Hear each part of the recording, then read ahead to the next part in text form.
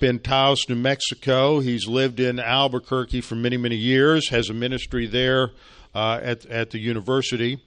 He has served as a professor at both Trinity Southwest University, Noah Webster College, and he also goes over and speaks at the International Baptist Bible College in Ukraine, as well as for Jim Myers.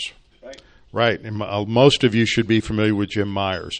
Ray went to University of New Mexico, has a degree in civil engineering. He also graduated with a THM from Dallas in Old Testament studies, like Charlie did and like I did, and anybody else who went Old Testament at Dallas. And we didn't get too messed up, did we? Remains to be seen. And anyway, so he's one of our professors. So he has a lot of because he works with college kids, works in a university environment a lot. He really has done a lot of work in the area of creation studies, and creation studies really includes the whole block of those first 11 chapters of Genesis, not only dealing with creation in Genesis 1 through 3, but also with the flood, as well as Tower of Babel. So, Ray, we're looking forward to this. Thank you. I think I'm mic'd up.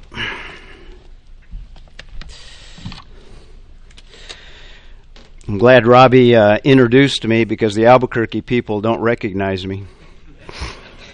We're a little more informal in New Mexico. Up is on, right? Yeah, up is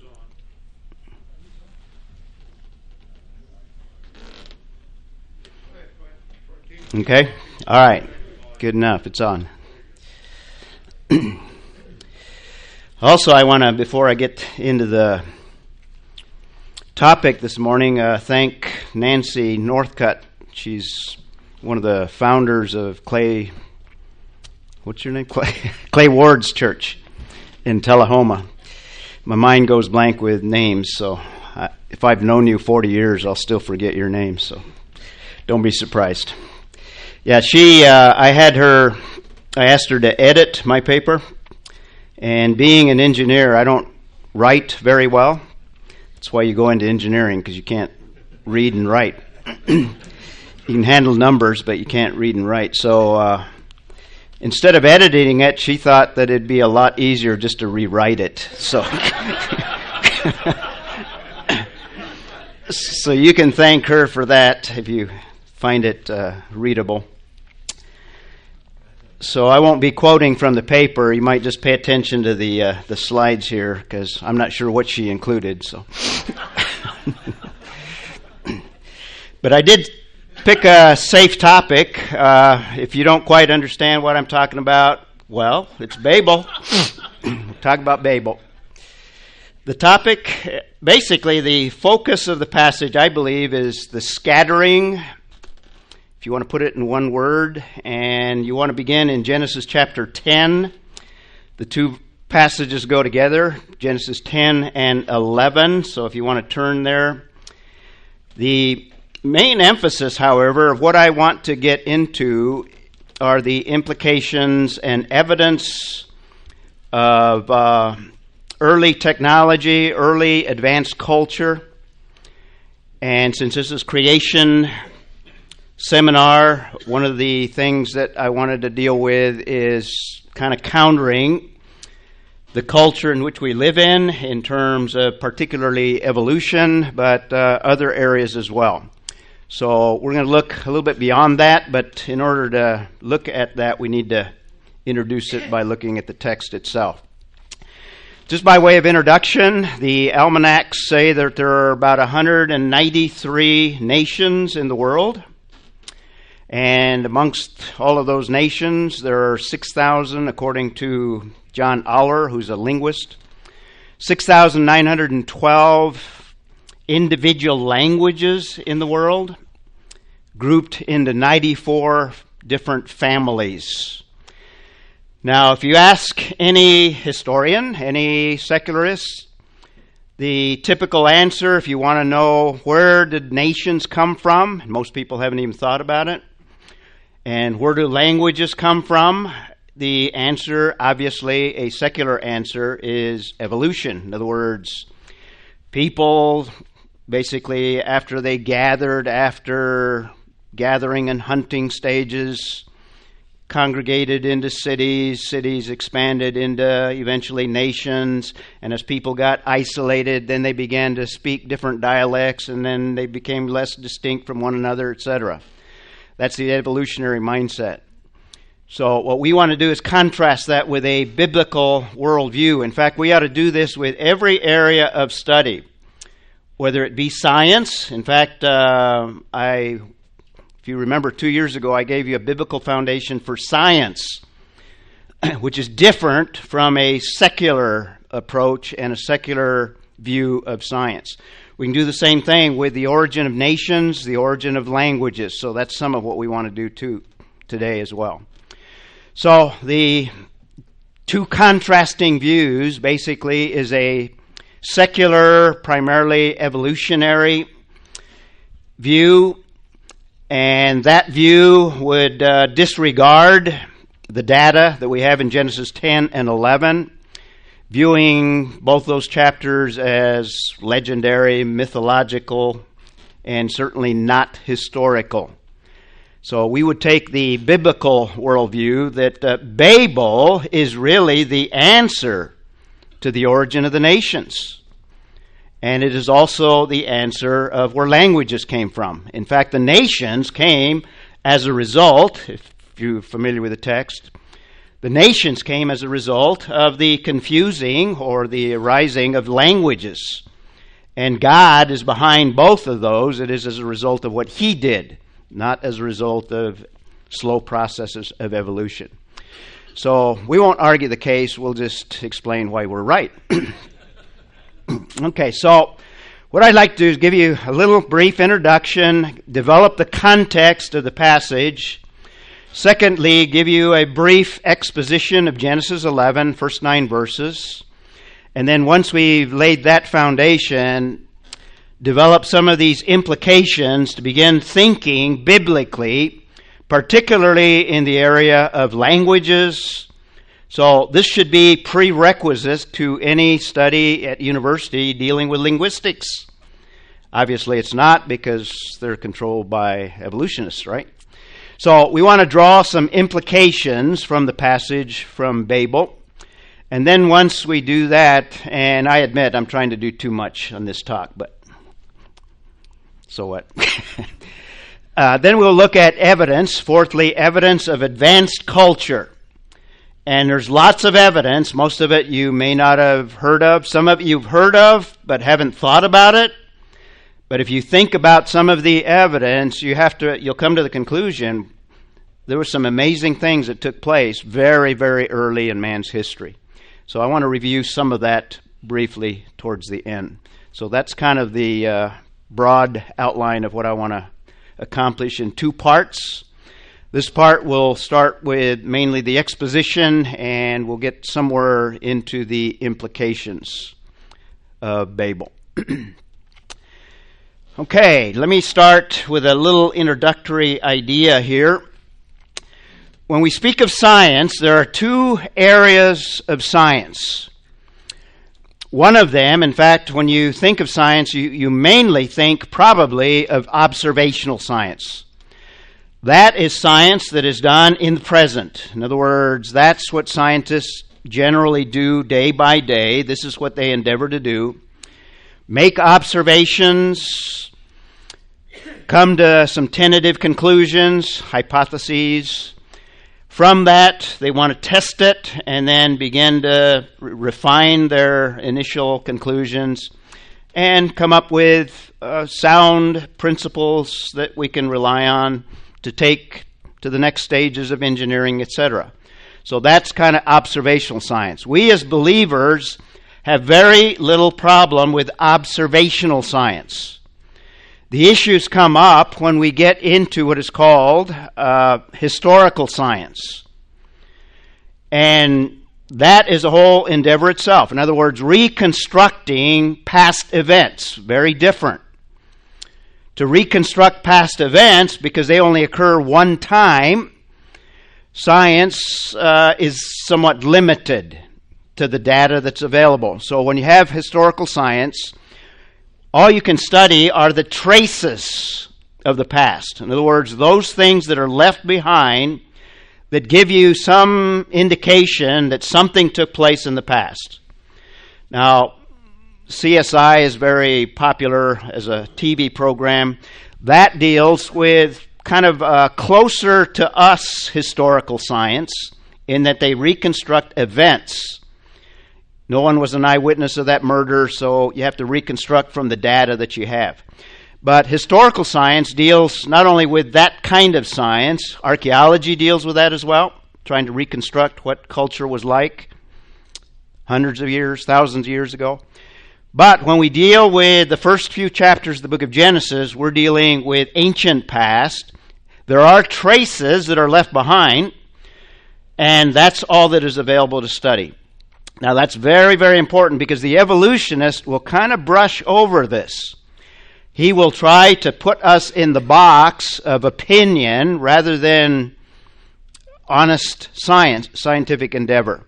But what we can do as creationists do just as good scientific work, in fact better, because we have more data than what the evolutionist has.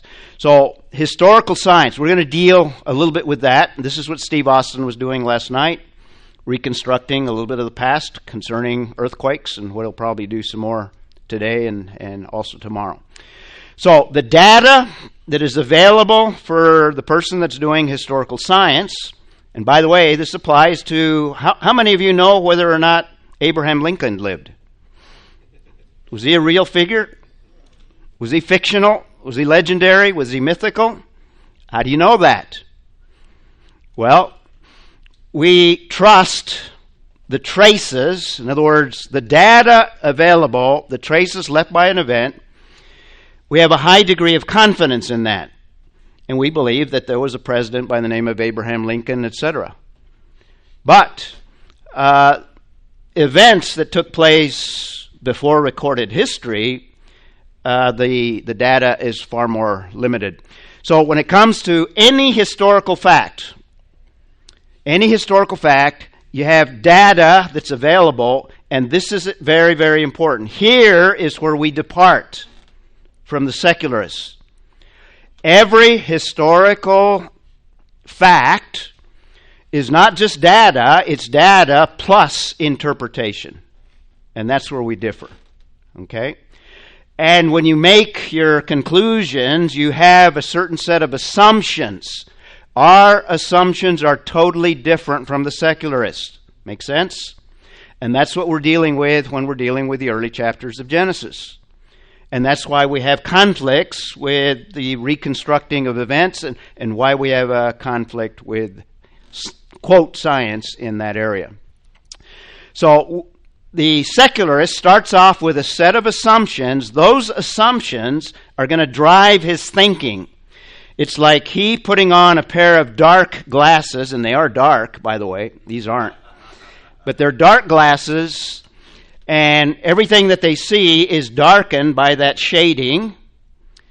And they will look at the same data that we will look at.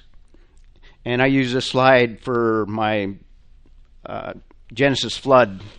Actually, I use it almost every time I do a presentation on scientific stuff.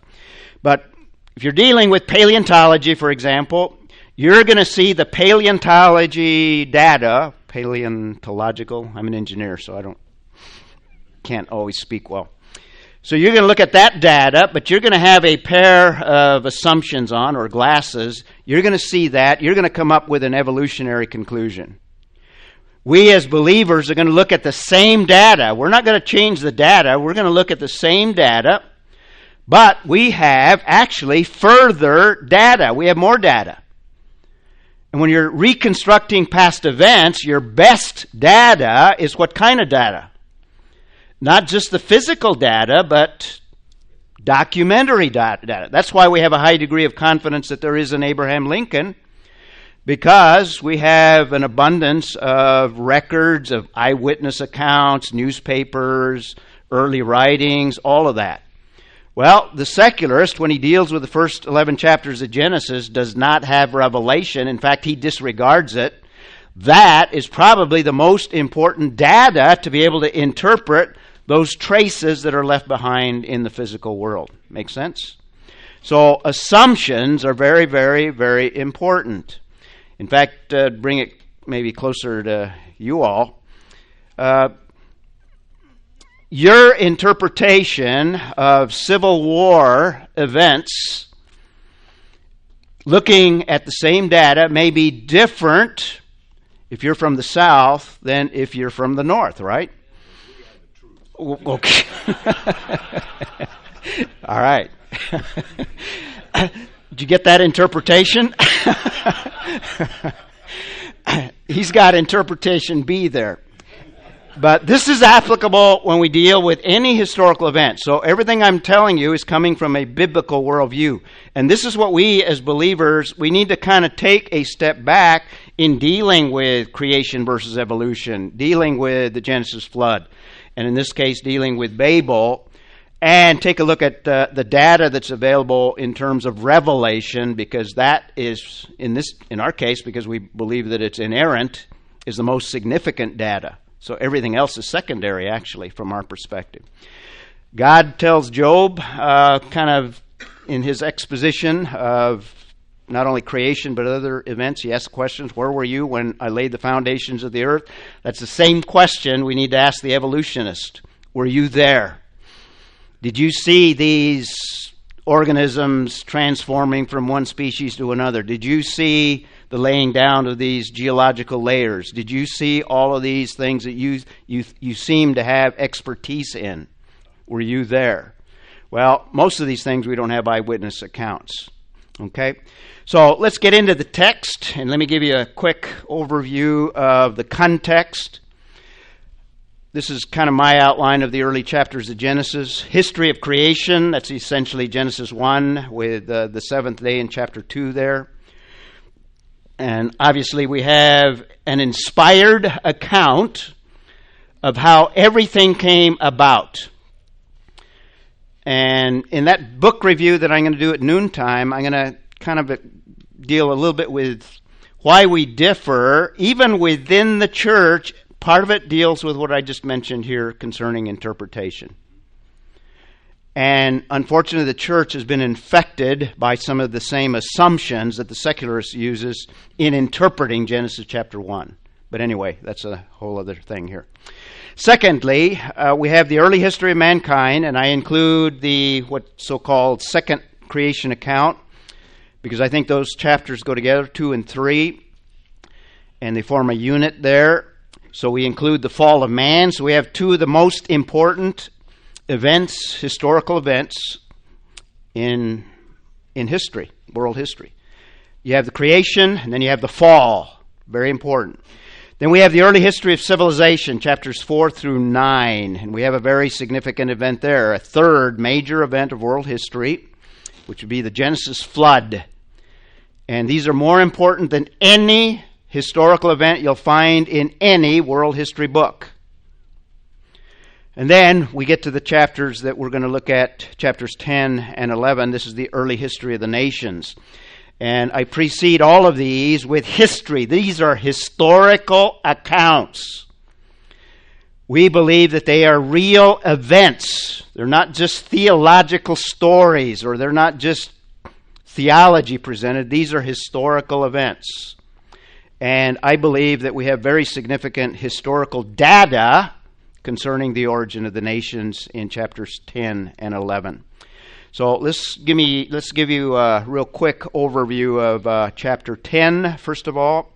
And I'd like to just highlight some verses. If you want to follow along in the text there, I'll be reading the ones up on the screen there. Now, these are the records, or the Toledotes. I won't get off on that. It'll take too long to explain. But I think this is the results of what is summarized in verses 1 and 2. In other words, chapter 10 begins this major portion of the book of Genesis. This is the outcome, you could even say, of Shem, Ham, and Japheth, the sons of Noah, and the sons were born to them after the flood. So we have somewhat of a context there. And then verse 2 begins with the first son here, or at least the first one in the order mentioned. The sons of Japheth, were Gomer, Magog, Madai, Javan, Tubal, Meshech, and Tiras. First generation after Japheth. So we have what is commonly referred to as the Table of Nations. That's chapter 10. Japheth, indication from a passage that he's the oldest. And then the next one will be Ham, who's probably the youngest. And verse 6, we have the generations or the descendants of Ham. And the sons of Ham were Cush, Mizraim, Put, Canaan. Each of these are very significant. These ultimately form nations, or at least ethnic groups in some cases. And then he goes on to describe them. Now, Moses here is giving particular emphasis in verses 8 through 11, and I think it gives us some clues and lays a little bit of a foundation to help us better understand chapter 11. And some have come to conclusions based on these verses concerning chapter 11. Now, Cush became the father of Nimrod. We have an individual that's called out. In other words, attention is given to Nimrod. Now, not just because of what it says here, but more than likely, Nimrod is in fact the leader that we have an exposition of in chapter 11. And I think that's why it's called to the forefront here. He became a mighty one on the earth. He was a mighty hunter before the Lord. Therefore, it is said, like Nimrod, a mighty hunter before the Lord, and the beginning of his kingdom was Babel. Okay, there's your tie-in. So at least he has a relationship to Babel and more. Babel, Erech, Akkad, Calneh, in the land of Shinar. So I think we have a connection here. I think it's probably a good conclusion to think that Nimrod is the leader that we find in chapter 11. And then in verse 21, we have the next generation. Let's see if I skipped something. Not yet. Okay. Verse 21. And also to Shem, the father of all the children. Here's the next son, Shem, the last son.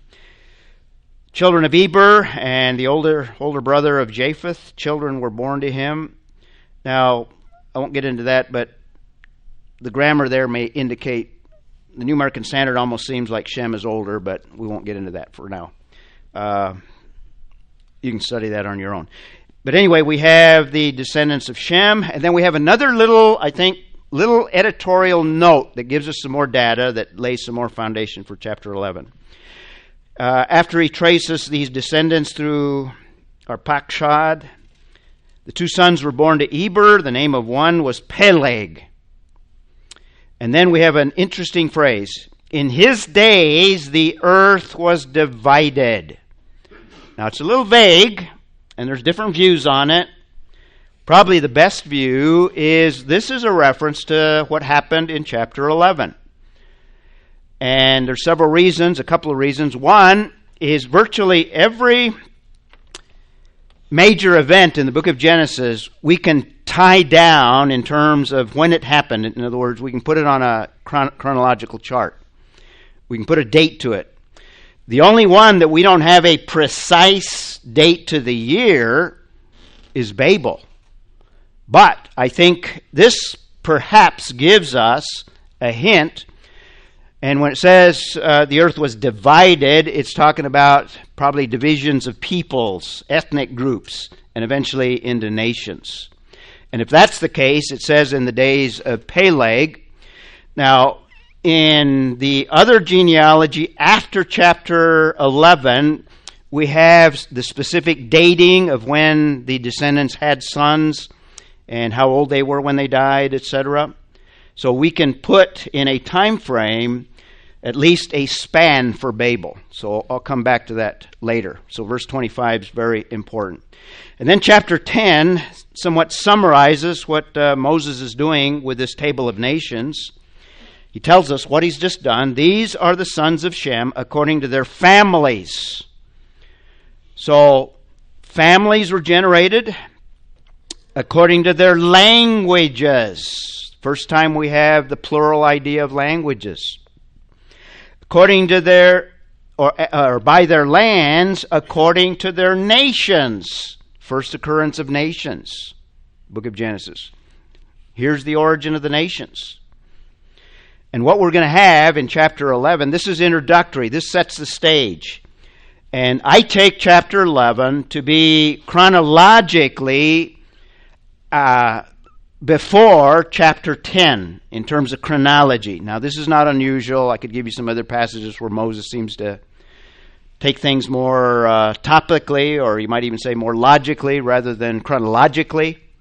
So I think what he does is he lays out, in other words, these are the results, these are the nations, these are the ethnic groups that are represented by different languages as well, that are the outcome of what happens in verses 1 through 9 of chapter 11. Okay, make sense? And I think we have a little bit of a clue there in verse 31. So we have languages and nations. And then verse 32, these are the families of the sons of Noah, according to their genealogies. And if you didn't get it in verse 31, by their nations. And out of these, the nations were separated. Okay? Probably referring, in this context, back to verse 25, the dividing of probably peoples. All right?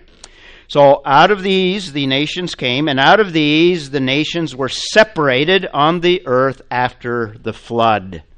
So now we have something of a kind of a relationship, chapter 10 with chapter 11. And then the last son, the chosen one, is Shem.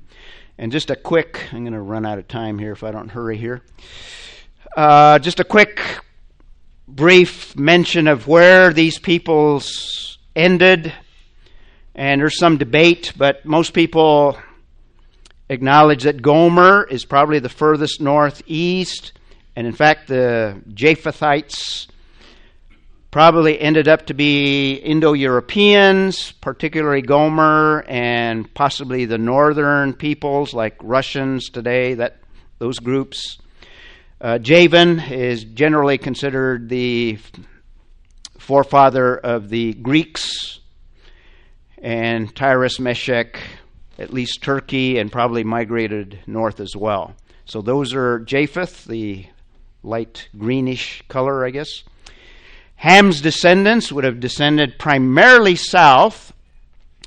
Misraim is very clear. That's Egypt, no doubt about that. Canaan is very clear. And by the way, Canaan, attention is called to Canaan also in the Table of Nations, as well as chapter 9, the oracle of Noah. So Misraim, Canaan, well known. Put, Libyans, Cush, perhaps African peoples. And it's also believed that there were some that probably migrated east, and some scholars believe that Chinese, Japanese, all the eastern peoples are either a combination of Ham and probably Japheth, or at least Hamitic primarily. So they would have gone not just south. And then we have the Shemites, Lud, Aram, and some of these, the Assyrians, would come from Ashur, Elam, probably Persians, and maybe a combination of Elam and maybe others of Hamitics, perhaps gone east. There's big debate on this. We won't get bogged down with the details. And then Shem's line goes through Arpachshad, eventually to Abraham. And I think what we have in the Table of Nations are the nations that existed in the time of Abraham, because chapters 1 through 11 is introductory to the nation of Israel and the forefather of the nation of Israel, Abraham. So if you want them all together, that's how they would look on one map. If you want modern-day boundaries, there's the modern-day boundaries slide. Okay. What's the purpose of the Table of Nations? Real quick here. Well, it gives us the origin of nations. And what we have here is the only inspired record. In fact, the secularist doesn't have anything comparable. They basically have no idea where nations came from. All their conclusions are based on evolutionary thinking and evolutionary ideas. but I think we have a record that is inerrant and inspired, and we have an inspired record of the origin of the nations. And we have the reason for it as well. We'll get to that in chapter 11. We have ethnic affiliations that Abraham needed to know. In fact, the children of Israel needed to know. While they're in Egypt, why are we in Egypt? Who are these Egyptians? And what happened that we are slaves in this culture that seems foreign from what our fathers are telling us?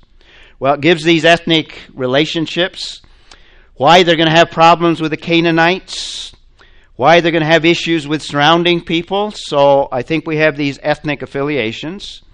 We have, obviously, the origin of Israel. This is a main purpose. This is where the children of Israel came from. Now they know their roots, if you will. What is their origin? The origin of Israel. And what Paul is going to point out, and we're going to look at that passage, the unity of humanity, all of humanity. We're all related here. Now, we speak of being related in Christ, but we're also just biologically related, genetically related. Horrible thought, huh? Get over it. The unity of humanity. All right. There you go. Acts 17, 26 and 27. And he made from one man every nation. Notice nation. From one man every nation. Now I think he's going back all the way to Adam. But if you have the biblical data, it also traces through Noah and the three sons. So he goes back. By the way, he goes back to creation science. Goes back to creation. That's where we start. He made from every one man, every nation of mankind to live on all the face of the earth. By the way, you have a complete philosophy of history right there, all in a couple of verses. You have the origins. You have all the parameters for doing good historical study. To live on all the face of the earth. And then who determined their appointed times and boundaries? Who's the he? Okay. He, God. Look for that in your world history text, University of Texas or wherever you... In fact, this should be the introductory portion of every world history course, right there. It should start there. To know where the nations came from. And not only that, but this very important phrase, having determined. In other words, what the secularist doesn't know is history is just not events just taking place randomly and people rise and they have influence and all that. But really there is a God behind all of events, and he is in fact orchestrating history. He determines nations. Their times, in other words, their rise and their fall, their extent. If you want it even closer to home, we're not guaranteed as the United States to endure forever. We may be on the last days, if you will. He has determined it. And I like to say scientifically that there's not an electron in the universe that doesn't go out of orbit without at least the permissive will of God. And then I was corrected and I was told that there's smaller particles than electrons. Why limit God? He's sovereign over every particle, all right? So I had to backtrack and agree. So, having determined, this is very important. This is the most important parameter in world history study. God is sovereign. In other words, there is a grand plan that God is orchestrating, and he is going to get us there. Bible prophecy is just telling us what's going to happen ahead of time in this grand plan. But he is sovereign, okay?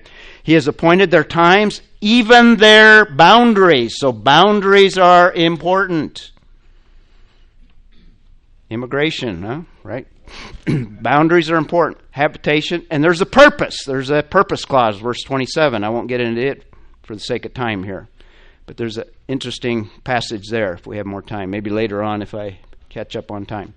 Well, this Table of Nations is very important. It's the only authoritative source that we have for the origin of nations and the origin of languages. Gives the national distribution in the time of Abraham, at least one family. And I want to stress the historicity of it. I hope I've done that, but call it to your attention again. And you might even see that part of what Noah, I think, predicted, I think it's an oracle in chapter 9. It's not fatalism or not Noah determining his son's destiny.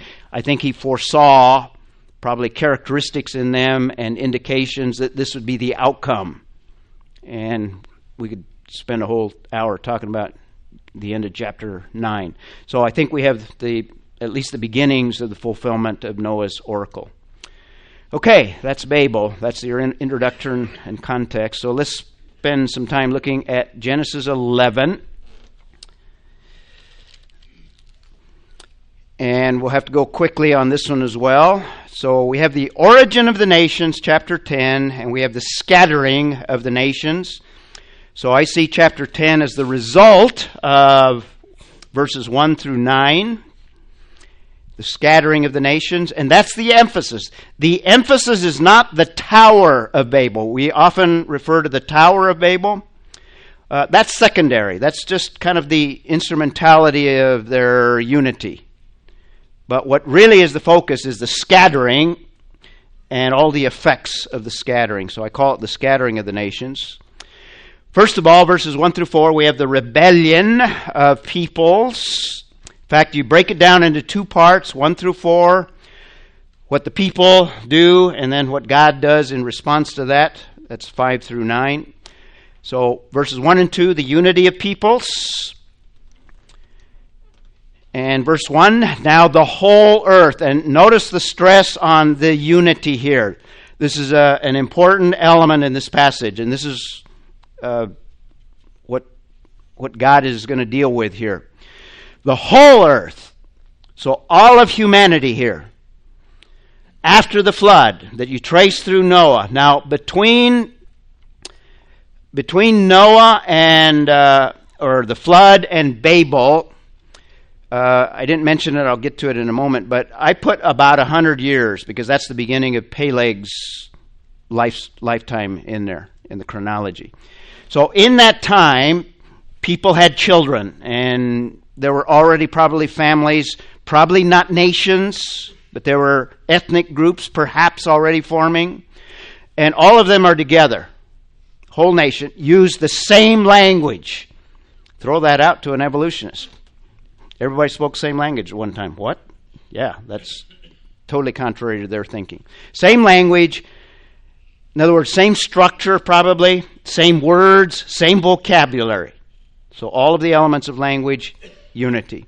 And then verse 2, it came about as they journeyed east that they found a plain in the land of Shinar and settled there. So they're a unified people. They're all together. They have a unified language, so they speak the same thing, clear communication. Same location, so we have the unity stressed there. And if you want to put it on a Google Earth map there you go. So from Ararat, and it says they went east, so they probably migrated probably west of Ararat at the headwaters of the Tigris-Euphrates. And then the text says they went east and found a plain, so they probably went somewhat southeast in the land of Shinar. And we probably have some evidence that Babel is on the same spot as Babylon. In fact, I think there's some clear ties between Babel and Babylon. And by the way, about 60 or so miles south of Baghdad is where that would be located. So all that is present-day Iraq. And then we have verses 3 through 4. The next stress would be the defiance of the people. And they said to one another, "Come, let us make bricks and burn them thoroughly." I think it calls attention to technology. And I'm going to make a big point of it. Not so much that the text makes a greater point of it, but I want to call attention to that because it goes against some of the assumptions that we want to go against ourselves. But notice technology here. They came to make bricks. Now, these are not mud bricks. These are burned bricks, if you will. They're manufactured. So they understood manufacturing processes. And they used bricks for stone, and they used tar for mortar. And then verse 4, come, let us build for ourselves a city. Now, you don't think about it. You just turn on the tap in the morning, right? And you get a drink of water or you flush the toilet. But building cities requires technology, lots of technology. My background is civil engineering, and before you do a subdivision, you do months of laying out plans and surveys and lots of technology goes into building cities. They have the technology to build a city. So just a little word there, but if you think about it, high technology. And not only that, they're building skyscrapers. Technology. How many of you could design and build a high-rise? One story, maybe? No? Okay. The point I'm making here, or calling attention to, is this tower whose top will reach into heaven. Now, there's some spiritual things here as well, and I'm not overlooking them, but I just want to call attention because I'm going to stress this later on. So a tower reaching into heaven, I think this has spiritual, theological implications here. In other words, they're unified with language, they're unified culturally, they're unified as a people, they're in the same location, they have a unity of probably religious thought as well. And this tower is probably an attempt to reach the gods or to get closer to the gods at least. And most of these high places, if you will, in Old Testament are places of sacrifice and have a lot of religious significance. I think this is the beginning of it right here at Babel. So you have the beginning of that as well. And archaeologists have uncovered at least the lower portions of ziggurat in Babylon. That's a reconstruction of what it probably looked like. There are some that have believed that this may be the tower, but it's probably a later tower. I think the archaeology points in that direction. There's a model of it. And it is most certainly the Temple of Marduk. Artist's conception of Babel, just a few here. There's another artist's conception. Going to go over here, running out of time here. Another archaeologist came up with a reconstruction, probably of this ziggurat in Ur. And I'm going to make a big point. There's many of these in that region. Ur of the Chaldees. That's where Abraham came from. So he would have been familiar with these towers, these religious towers. Remember, he was a idolater.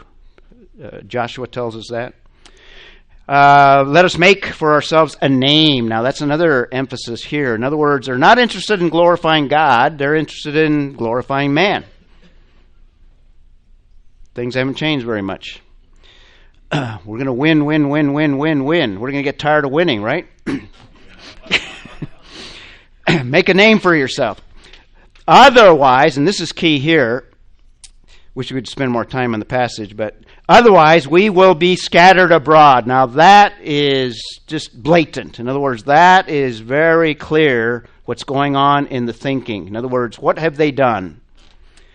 What was made clear, not only to Adam, but what was made clear to Noah, Genesis 9:1, and Adam, Genesis 1:28, creation mandate or dominion mandate, be fruitful, in other words, have babies, multiply, in other words, have grandchildren and others and descendants and families, and what? Fill the earth. Subdue, in other words, harness the resources of the earth, all of technology, fill the earth. And that's reiterated in the Noahic covenant, or preceding the Noahic covenant in Genesis 9.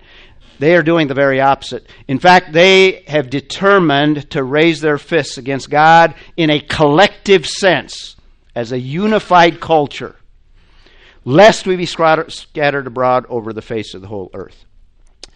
And just to call attention, notice the self-centeredness, the independence of God, the separateness of God, the secularism, if you will. They said to one another, "Come, let us make bricks. Let us, one another," in other words, self-focus. "Come, let us build for ourselves," self-centered, independent. "Let us make for ourselves a name, otherwise we will not win. Okay. And then chapter 11, verses 5 through 9, we have the judgment of God. We have the evaluation of the Lord, verses 5 and 6. The Lord came down to see the city and the tower which the sons of men had built. Now, there's several things in here. Does God have to come to see something? He can't see it from where he's at. Does he have to come down? Nope. Does he have to kind of learn? In other words, what's going on down there? I haven't been keeping track. Well, we have a real common, and this is common in these early chapters of Genesis, what's called anthropomorphism. In other words, language that portrays God in a way that is related to man, or picturing God as a man. And I think it's not only an anthropomorphism, but this anthropomorphism is used to convey another important biblical doctrine, the doctrine of condescension. God is condescending, and he always condescends to mankind. In other words, he comes down to us. And the ultimate condescension, obviously, is what? Incarnation, yeah, where he became man. But we have the beginnings of this concept of condescension. The Lord came down to see the city and the tower, which the sons of men have made. The picture here is God's got to stoop down. You know, condescension is stooping down. What is this little tiny tower that men are trying to... They envision reaching heavens. God's got to stoop down to see it. I think that's the thrust of the passage. The Lord said, "Behold, I've discovered something. Behold, they are one people." Notice the stress on the unity. They are one people, and they all have the same language, emphasizing what we already looked at. And this is what they began to do, and now nothing which they purpose to do will be impossible for them. Again, if you think of it technologically, I think it has more to do than with just technology. But because technology is not bad, and God's not condemning it per se. In fact, he doesn't condemn cities per se. In fact, where are we going to end up? We're going to end up in a city, the New Jerusalem. So it's not the city, it's not the tower per se. It's what's behind it. It's the purposes and the motivation behind it. And what we have here is they're going to be able to advance in technology so much, but it's technology for the use of evil. And nothing's going to be able to stand in the way of their evil desires. We're pretty much there again, aren't we, in terms of the technology we have. Okay, so when we speak of Babel, think of it not just as a judgment, but we need to think of it as God's grace as well. He's preserving mankind from keeping him from destroying himself.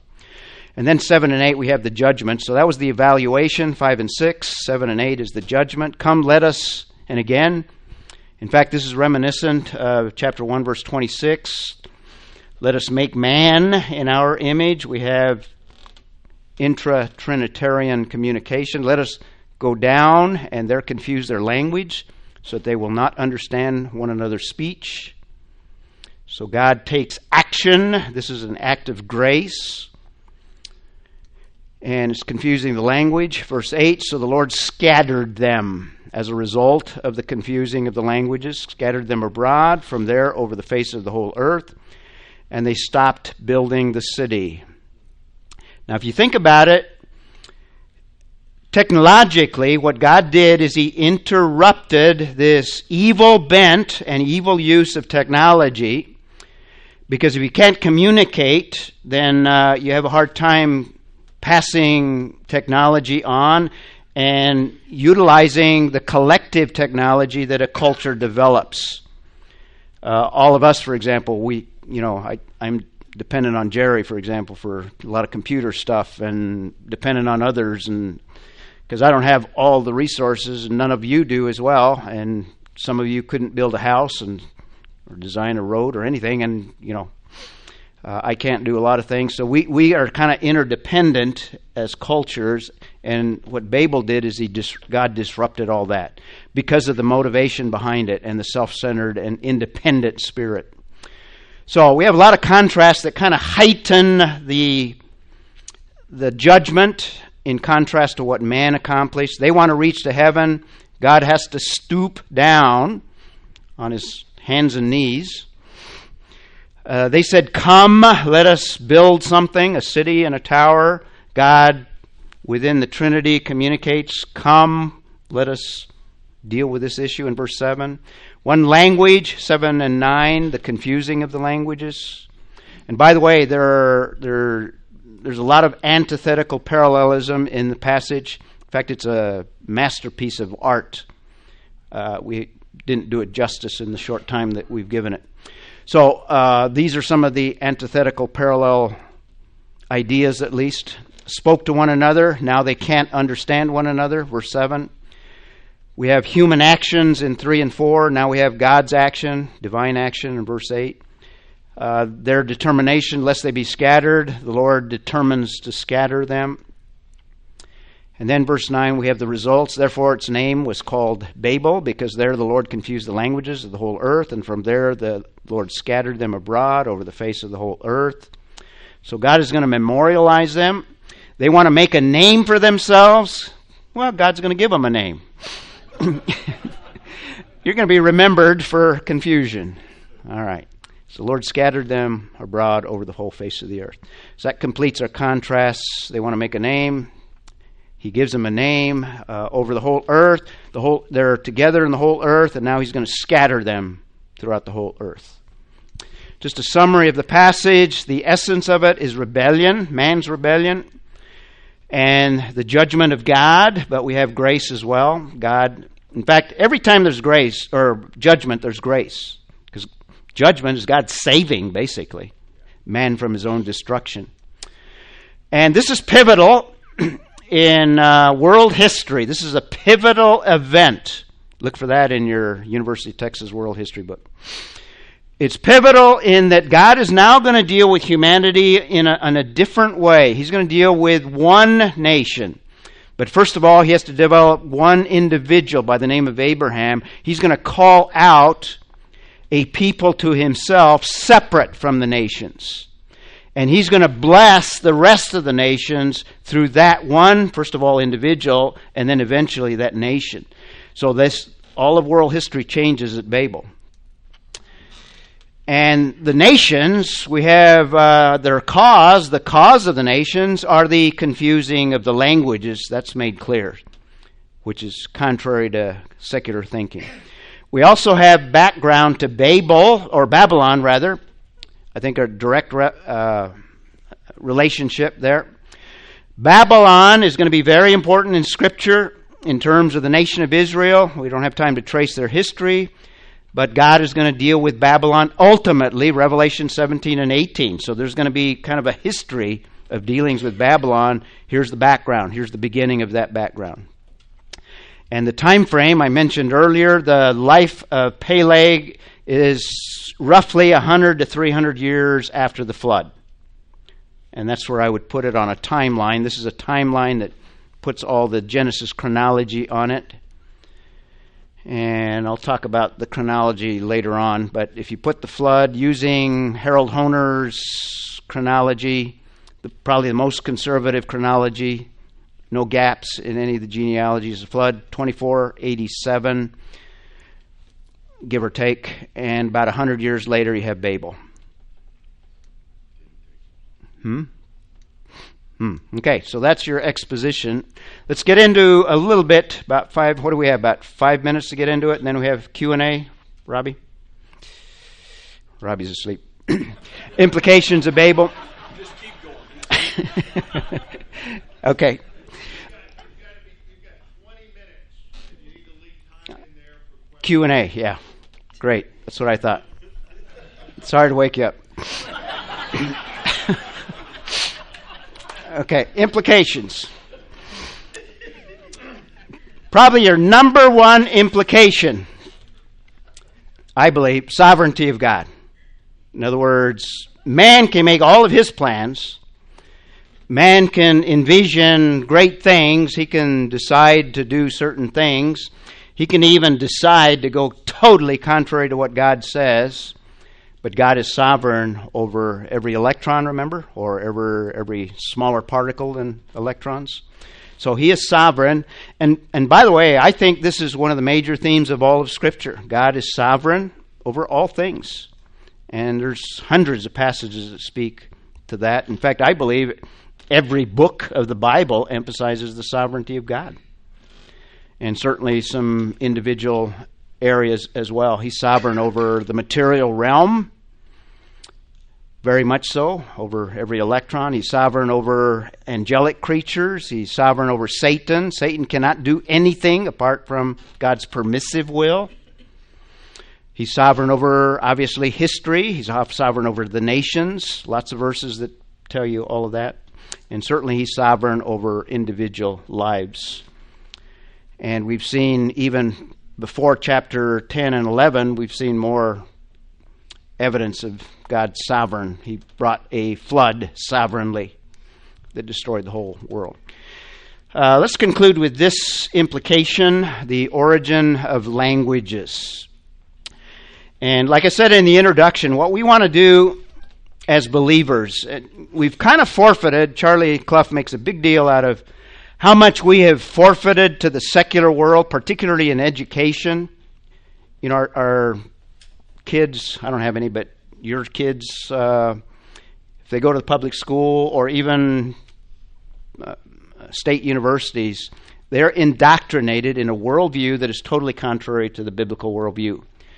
And we as believers, we as the church, have failed to emphasize the Bible speaks about every issue, every area, including science and certainly history in every area. Let's take a look at language, and what I want to give you is kind of a biblical foundation for language.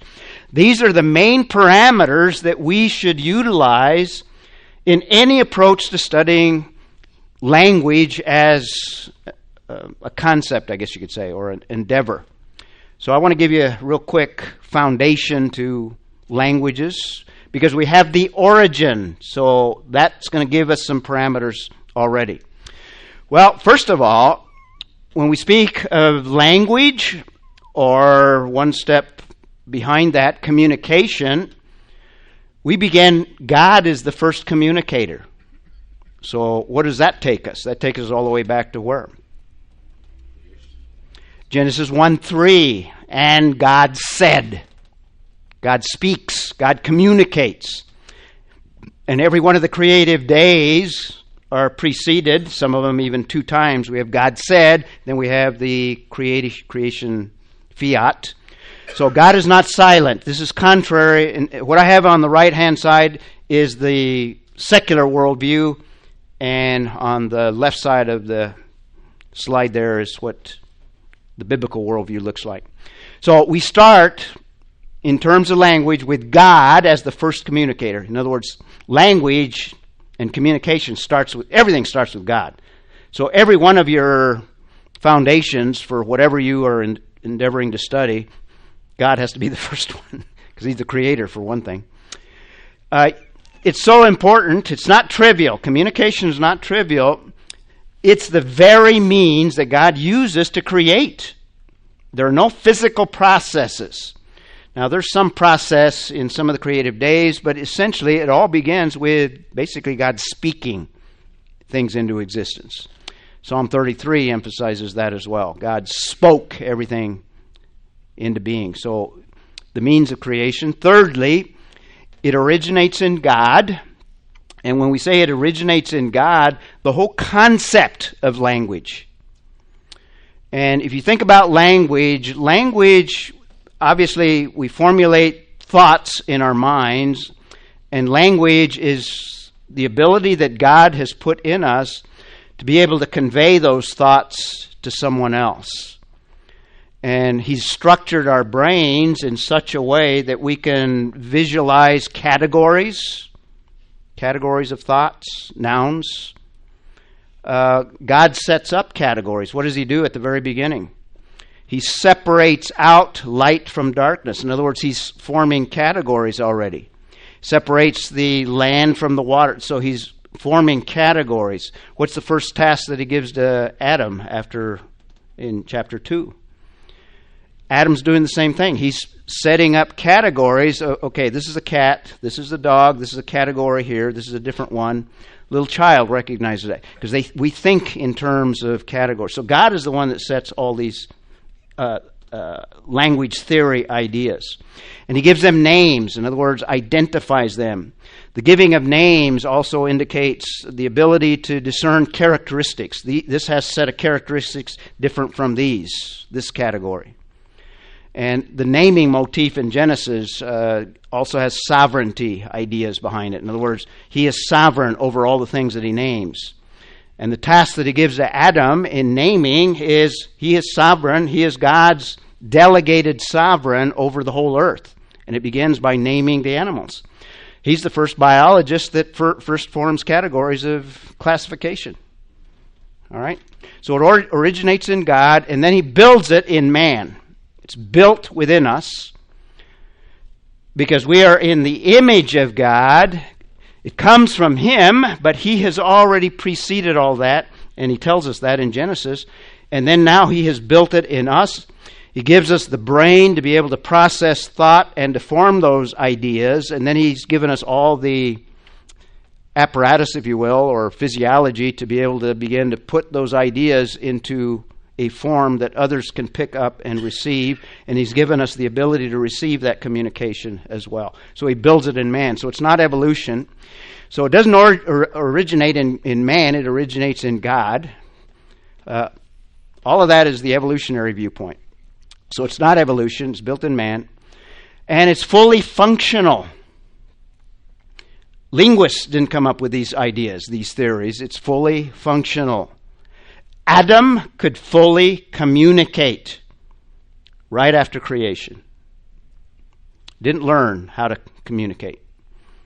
No baby talk in Genesis chapter 2. And then Genesis chapter 3, always perverted by sin. That's why it's a major event, because everything is changed after Genesis 3.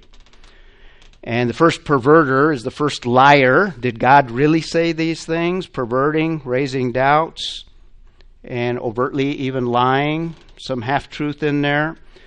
So language is perverted. It's not pure like it was before the fall. So these are all parameters. Number 7, it's judged at Babel.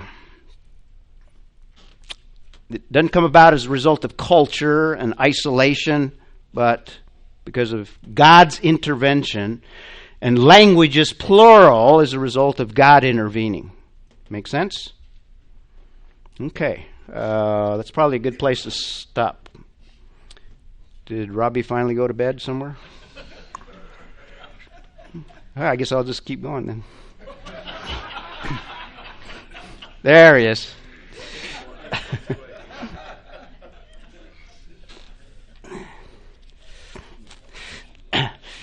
We're talking about judgment. It's coming.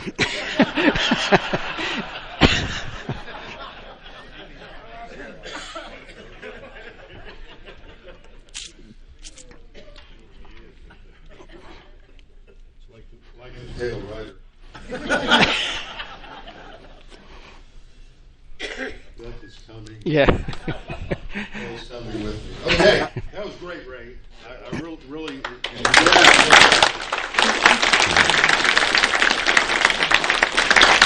Okay, we've got a little more time. This is great for Q&A. If anybody has any questions, how many people have questions? One over here, another one over there. Okay, good. It was crystal clear. No questions. See the crystal clear. This opaque is what? Either that or Babel, right?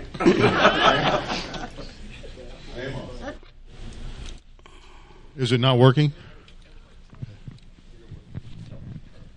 My question, I'm not sure if I'm jumping ahead or not, but I found it very curious that right after Babel and all the separation of nations, that Abraham went to Egypt, was able to communicate.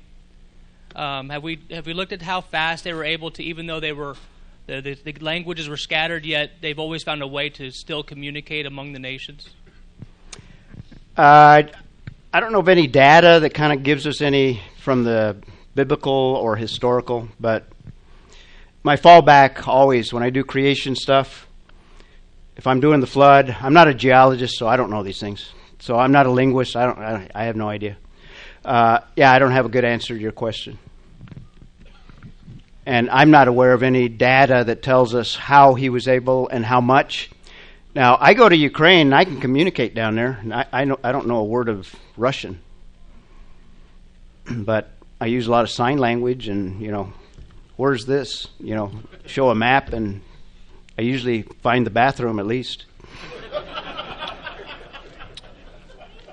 It's amazing, though, how quickly people, especially if you're growing up in a culture where there's multiple languages, how quickly children can accumulate. Right. At the same time, they can be exposed to 5 languages, and their brain sorts it out. So we don't have a lot of detail, but with the travel and the trade and everything, there was probably a lingua franca at that time, like there usually is, and exactly something of that nature. Yep. Okay, Jeremy, you had a question. Come to Texas. Texan is a universal language.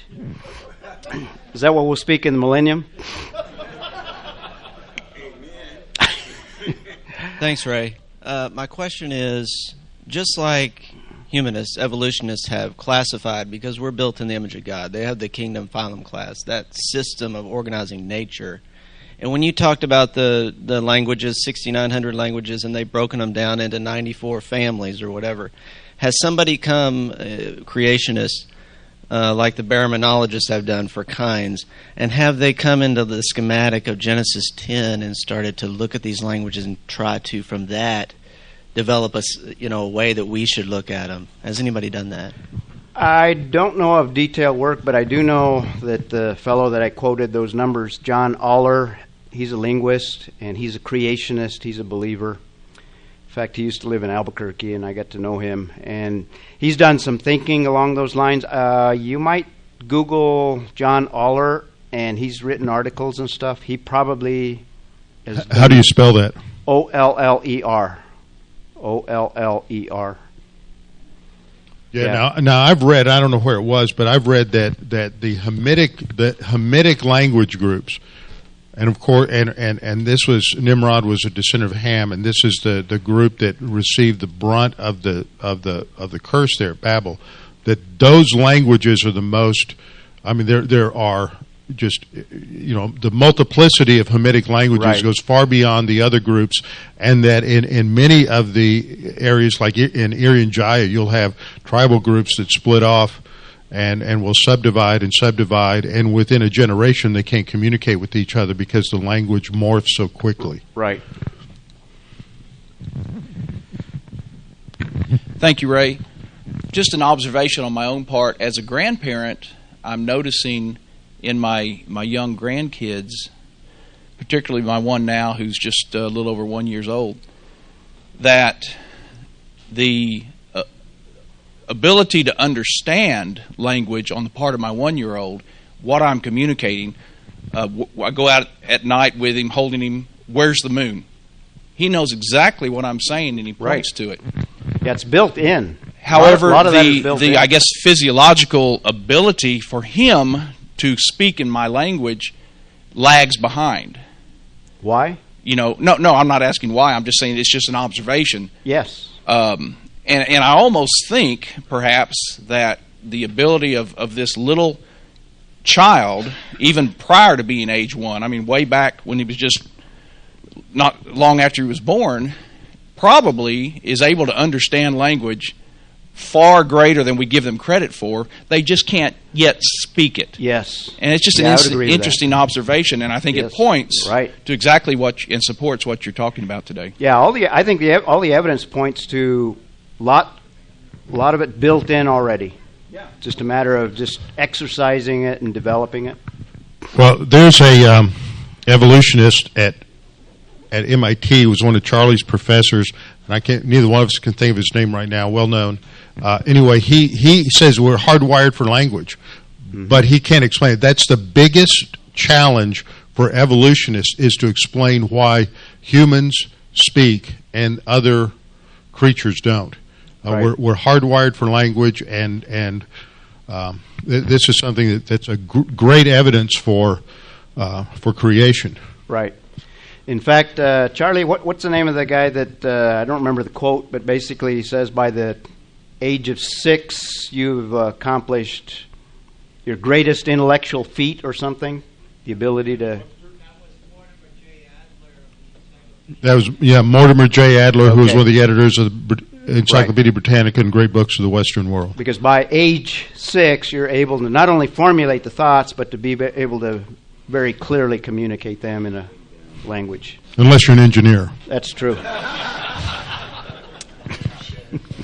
Okay, any other questions?